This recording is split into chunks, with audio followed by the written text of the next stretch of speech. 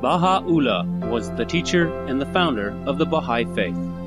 He and his teachings are believed to be prophesied in Buddhism, Christianity, Islam, Hinduism, and other religions. Baha'u'llah was born in 1817 in Tehran, Persia, in present-day Iran. The word Baha means glory or splendor. The Baha'i Faith rests on three core principles: unity of God, unity of religion, and unity of humankind.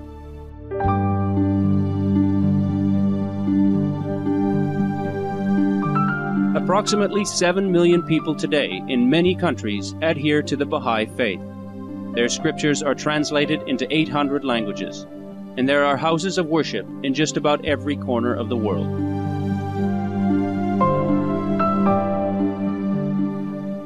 Baha'i principles envision an ideal society. They are gender equality, elimination of all forms of prejudice, whether religious, racial, class, or national, harmony of religion and science, universal opportunity of education for all, a universal auxiliary language which all humanity can use to cooperate quickly with one another, a judicious world government, and the elimination of extremes of wealth and poverty. Many people, like the Baha'i followers, see a noble society as a real goal to be pursued in everyday life.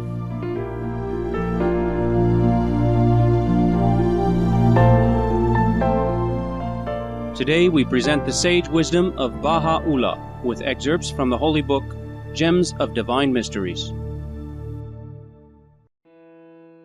Gems of Divine Mysteries.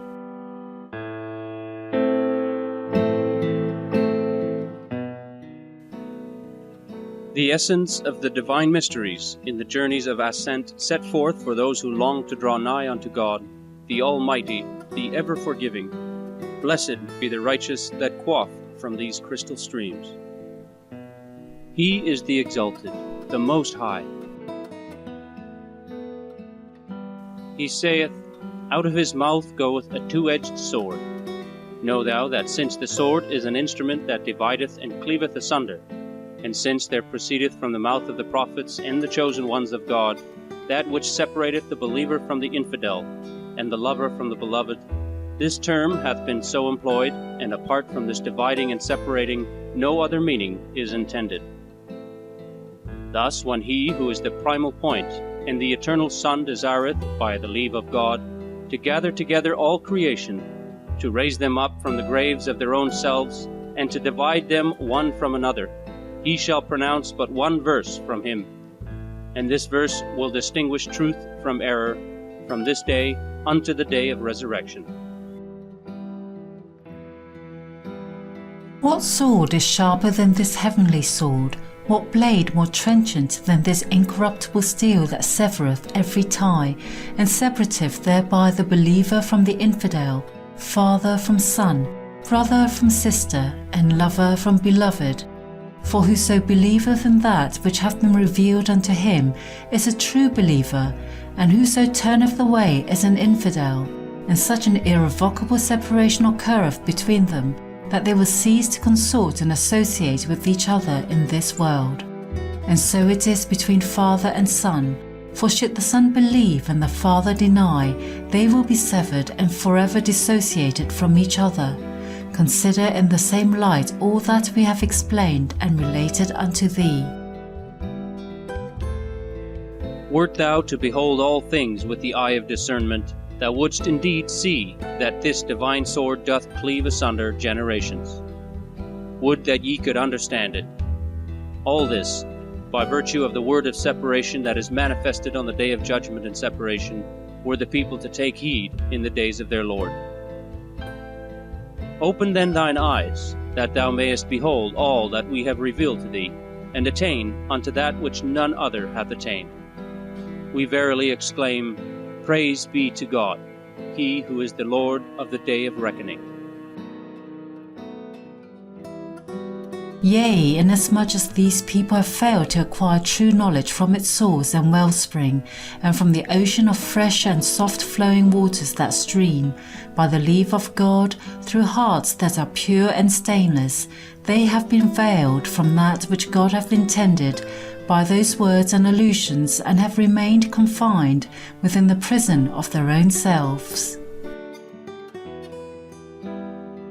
We render thanks unto God for that which he hath bestowed upon us of his grace. He it is who hath caused us to be assured of the truth of his faith, a faith which the combined forces of earth and heaven are powerless to resist. He it is who hath enabled us to acknowledge him in the day of his presence, to testify unto him whom God shall make manifest in the latter resurrection, and to be among them that have believed in him ere his appearance, that his favor may be made complete unto us and unto all mankind. But hear, O my brother, my plaint against them that claim to be associated with God and with the manifestations of his knowledge, and yet follow their corrupt inclinations, consume the substance of their neighbour, are given to wine, commit murder, defraud and slander each other, hurl calumnies against God, and are wont to speak falsely. The people attribute all these deeds unto us, whilst their perpetrators remain shameless before God. They cast aside that which he hath enjoined upon them, and commit that which he hath forbidden. Yet it behoveth the people of truth that the signs of humility should shine upon their faces, that the light of sanctity should radiate from their countenances, that they should walk upon the earth as though they were in the presence of God, and distinguish themselves in their deeds from all the dwellers of the earth. Such must be their state, that their eyes should behold the evidences of his might, their tongues and hearts make mention of his name, their feet be set towards the lands of his nearness, and their hands take fast hold upon his precepts. And were they to pass through a valley of pure gold and mines of precious silver, they should regard them as wholly unworthy of their attention. These people, however, have turned aside from all this, and placed instead their affections upon that which accorded with their own corrupt inclinations. Thus do they roam in the wilderness of arrogance and pride. I bear witness at this moment that God is wholly quit of them, and likewise are we. Quaff then, O my brother, from the living waters that we have caused to flow in the oceans of these words. Methinks the seas of grandeur are surging within them, and the gems of divine virtue are shining within and upon them. Divest then thyself of that which debarreth thee from this fathomless crimson sea, and to the cry of, in the name of God and by his grace, immerse thyself therein. Let the fear of no one dismay thee. Trust in the Lord thy God, for he is sufficient unto whosoever trusteth in him. He verily shall protect thee, and in him shalt thou abide in safety.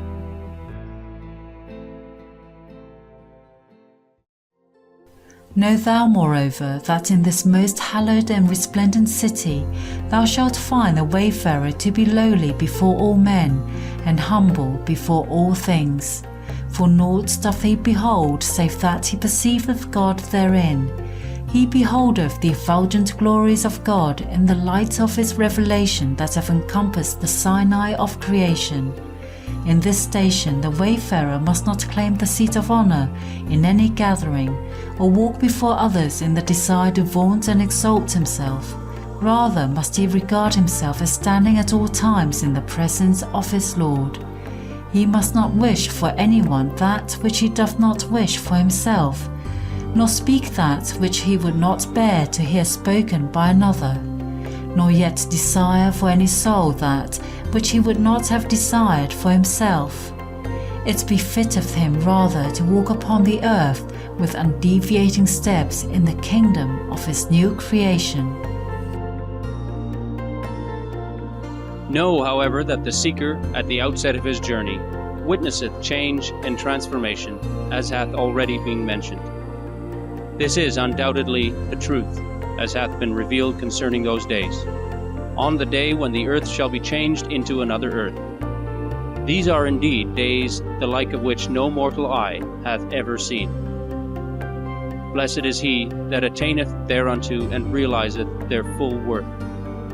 We had sent Moses with our signs, saying unto him, Bring forth thy people from darkness into light, and remind them of the days of God. And these are, in truth, the days of God, could ye but know it.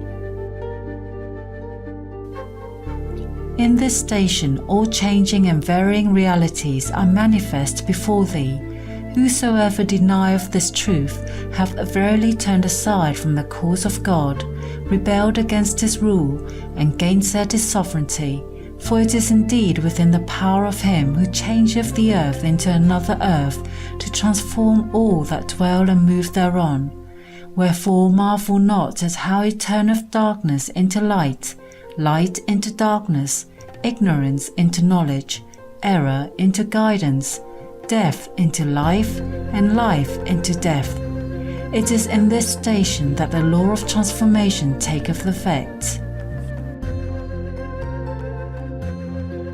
O my brother, in this stage, which marketh the beginning of the journey, thou shalt behold diverse stations and differing signs, even as was mentioned in connection with the city of search. All these hold true in their respective planes. It behoveth thine eminence in this station to consider each created thing in its own place, neither abasing nor exalting its true rank. For instance, if thou wert to reduce the unseen world to the realm of creation, this would be an act of sheer blasphemy, and the converse would likewise be the essence of impiety. Wert thou, however, to describe the unseen world and the realm of creation within their own stations, this would be the undoubted truth. In other words, wert thou to witness any transformation in the realm of the divine unity, no greater sin could be conceived in all creation. But wert thou to consider transformation in its own place and understand it accordingly, no harm could befall thee. By my Lord, notwithstanding all that we have revealed unto thee of the mysteries of utterance and the degrees of exposition, methinks I have spoken not a single letter of the ocean of God's hidden knowledge and the essence of his inscrutable wisdom. God willing, this we shall ere long accomplish in its appointed time. He verily remembereth all things in their own place, and we, in truth, all yield praise unto him. Know thou, moreover, that the bird that taketh flight in the atmosphere of the realm on high will never be able to soar unto the heaven of transcendent holiness, nor taste of the fruit which God hath brought forth therein, nor quaff from the streams which he hath caused to flow in its midst. And were it to partake but a drop thereof, it would perish forthwith, even as thou dost witness in these days with regard to those who profess allegiance unto us, and yet perform such deeds, utter such words, and advance such claims as they have. Methinks they lie as dead within their own veils. Comprehend in like manner every station, sign, and allusion, that thou mayest perceive all things in their own place, and consider all matters in their proper light. For in this station, the city of divine unity, are to be found those who have entered within the ark of divine guidance, and journeyed through the heights of divine unity. Thou shalt behold the lights of beauty upon their faces, and the mysteries of glory in their human temples. Thou shalt perceive the musk-laden fragrance of their words, and behold the signs of his sovereignty in all their ways and doings. Nor wilt thou be veiled by the deeds of them that have failed to quaff from the crystal springs, or to attain unto the cities of holiness, and who follow their selfish desires, and spread disorder in the land, all the while believing themselves to be guided aright. It is indeed of them that it hath been said, These are the abject and foolish, who follow every clamorous impostor, and who bend with every changing wind. The stages of this journey, station, and abode are clear and manifest to thee, and require no further explanation. Know then that all thou hast heard and witnessed, that day star of truth, the primal point, ascribed to himself from the designations of former times, is only on account of the weakness of men and the scheme of the world of creation. Otherwise, all names and attributes revolve round his essence and circle about the threshold of his sanctuary. For he it is who traineth all names, revealeth all attributes, conferreth life upon all beings, proclaimeth the divine verses, and arrayeth the heavenly signs. Nay, shouldst thou gaze with thine inner eye, thou wouldst find that all save him fade into utter nothingness, and are as a thing forgotten in his holy presence. God was alone, there was none else beside him. He remaineth now what he hath ever been, since it hath been established that God, hallowed and glorified be he, was alone and there was none beside him. How can the law of change and transformation apply here? Shouldst thou reflect upon that which we have disclosed unto thee, the day star of guidance which shine resplendent before thee in this everlasting morn, and thou wouldst be numbered therein with the pious. Know, moreover, that all that we have mentioned concerning these journeys is intended for none but the elect amongst the righteous. And shouldst thou spur on the charger of the Spirit, and traverse the meads of heaven, thou wouldst complete all these journeys and discover every mystery in less than the twinkling of an eye.